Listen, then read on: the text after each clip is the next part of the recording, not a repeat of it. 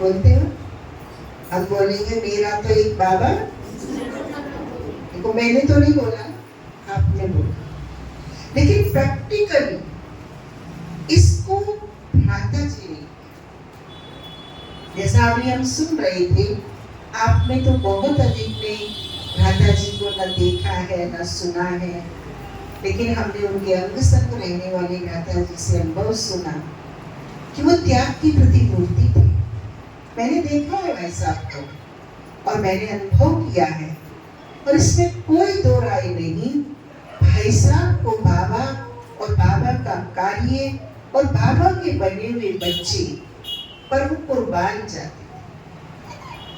बाबा का कैसा भी कोई बच्चा हो, उसकी उन्नति के लिए, उसको आप समान बनाने के लिए उनको एक जुनून हुआ करता है, जो बोलते बिना भी दिखता था, और जब शुरू हो जाए वो तो बस लगता था एक ही दिन में इसे चकाचक कर दो, अगला दोबारा संपर्क होगा या नहीं।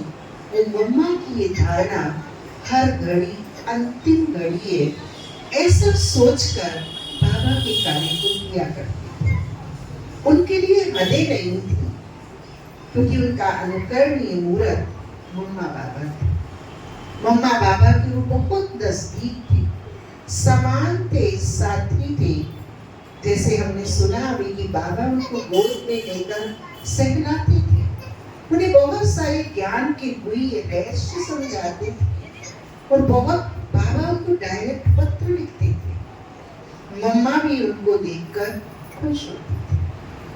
जो पिता श्री ब्रह्मा बाबा ने और अब प्यारे बाबा ने हमें ज्ञान दिया है कि 800 ब्राह्मणों से उत्तम एक कुमार होता है, वो उदाहरण मूर्त 800 क्या 8000 से भी ज्यादा ब्राह्मणों से उत्तम, ब्रह्मावंशों से उत्तम उनका लक्ष्य लेकर पुरुषार्थ होता है।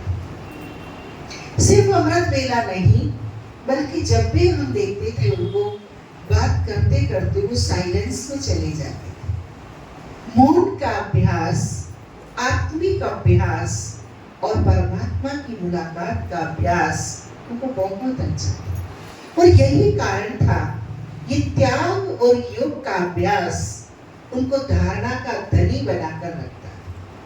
उनकी खान पान की धारणाओं में कुछ एक्सट्रीम बातें थी, वो सब कुछ नहीं खाते थे। शुद्ध अन्न में भी उनके सेलेक्टेड मेनू होते थे, वही वो प्राप्त करते थे, नहीं तो अपने आप को विड्रॉल कर देते थे। भ्राता जी ज्ञान योग धारणा में स्कॉलरशिप 100 में से उनके 100 मार्क्स, हमेशा उनको बाबा बाबा का याद। हम सबके जीवन में अर्थ का बहुत बड़ा महत्व होता है, और कुमारों के लिए प्यारे बाबा ने अर्थ का बहुत बड़ा महत्व बताया है। उसी से अर्थव्यवस्था से ही कुमार की पवित्रता मेंटेन होती है, और कुमार का कुमार जीवन सशक्त होता है। इसलिए कभी भी साकार बाबा ने, मम्मा ने कुमारों को रोजगार से मुक्त रहने की आज्ञा नहीं दी, बल्कि उन्हें कर्म क्षेत्र में कर्म करते हुए, धन अर्जित करते हुए, कन्याएं जो टीचर्स हैं उनको नौकरी धंधे से मुक्त रखा, और कुमारों को खास आज्ञा दी कि अर्थ का संग्रह करके यज्ञ की संभाल, धन की अर्थव्यवस्था में कुमारों का महत्वपूर्ण योगदान होता है।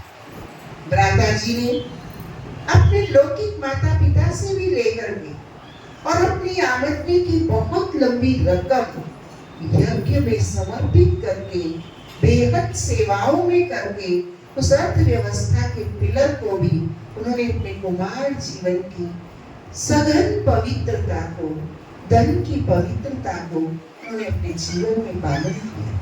हमारे बीच में आदरणीय सीता दीदी जी बताएंगे कि भाई साहब की अर्थव्यवस्था किस प्रकार मधुबन जाना है, किस प्रकार सेंटर पर लगना है, और किस प्रकार पिता श्री ब्रह्मा बाबा को फॉलो करते हुए अपने तन पर उसको खर्च करना है। ऐसी अर्थव्यवस्था, क्योंकि धन और अन्न ये दोनों हमारी पवित्रता का निर्माण करते हैं।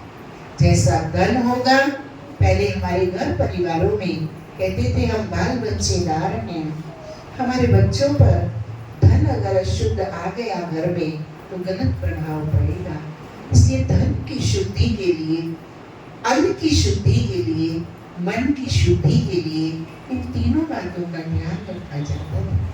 पिता श्री ब्रह्मा बाबा ने ट्रस्ट बनाया, धन अर्पित किया, ठीक वैसे ही वो पिता श्री ब्रह्मा बाबा का अनुकरण करते हुए, धन अर्जित करते हुए, लौकिक बैकग्राउंड बहुत धनवान होते हुए, उन्होंने उस भान को अपने मन से समूल चूल निकालने के लिए जो मैंने स्वयं परमात्मा ने और आदि पिता ने बना कर दिया उसको फॉलो किया, जिसके ही परिणाम स्वरूप इस भव्य भवन में आज हम बैठकर बाबा की चर्चाएं, बाप समान बनने वाली उन आत्मा की चर्चा हम कर रहे हैं। इसी प्रकार हम देखते हैं, जैसे अभी हम सेवाओं की बात सुन रहे थे, इसमें कहीं कोई दो राय नहीं, कोई उनके लिए पराया नहीं था।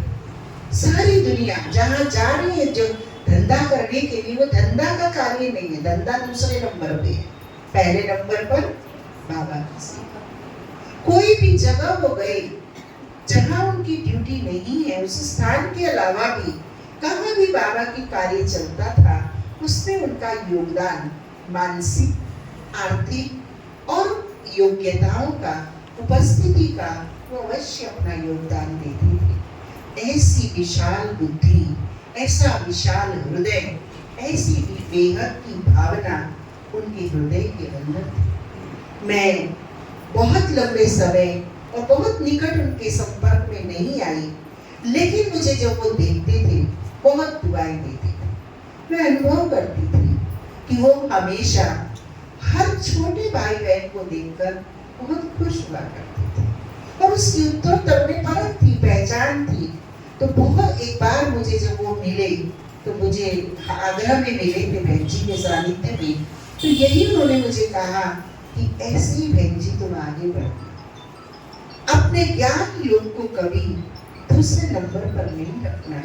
ये उनका बड़े भाई की हैसियत से मुझे उनका सजेशन था और मैं इस बात को महसूस करती हूँ कि वास्तव में उन्होंने अपने जीवन की तपोनिष्ठ गहरी पूंजी धारणा की मुझे दी थी कि मैं ज्ञान योग को पहले स्थान पर रखूं और सेवा संबंधों को पहले दूसरे स्थान पर रखूं, तभी हमारा ब्राह्मण जीवन सशक्त और सुरक्षित रह सकता है। तो इस प्रकार से हम देखते हैं, जितनी आदरणीय भ्राता जी हम ज्ञान निष्ठ, तपोनिष्ठ धारणाओं में मम्मा बाबा की मूर्त और सेवा में विहंग मार्ग की सेवाएं, लेखन है, अखबार है, आज तो कोई भी सेवाओं का होना बड़ी बात नहीं है, लेकिन उस जमाने में सेवा होना ये बहुत बड़ी बात थी। प्यारे बाबा ने हर क्षेत्र में, भारतवर्ष तो क्या विश्व भर में ऐसे अपने गहरी धारणा वाले, गहरे प्रभु प्रीत प्रेम वाले पिलर्स जगह जगह विश्व में गाड़े हुए और उनकी तपस्या से आज तक भी ये सेवाएं फलीभूत हुई। ऐसे भ्राता जी को हम अपने ब्राह्मण जीवन की गहराई से और ब्राह्मण जीवन की आप समान बनने की ऊंचाई से शत शत नमन करते हैं, वंदन करते हैं और आप सबसे भी निवेदन करते हैं कि अगर हमारे पुरुषार्थ में कहीं कोई आज के महावाक्यों के अनुसार कोई अलबेलापन हो, कोई साधारणता हो, जो आज बाबा की बात कही कि बाप की शिक्षा को न मानना माना बाप का निरादर, बड़ा दर्द हो रहा है आज जब से हमने ये शब्द प्यारी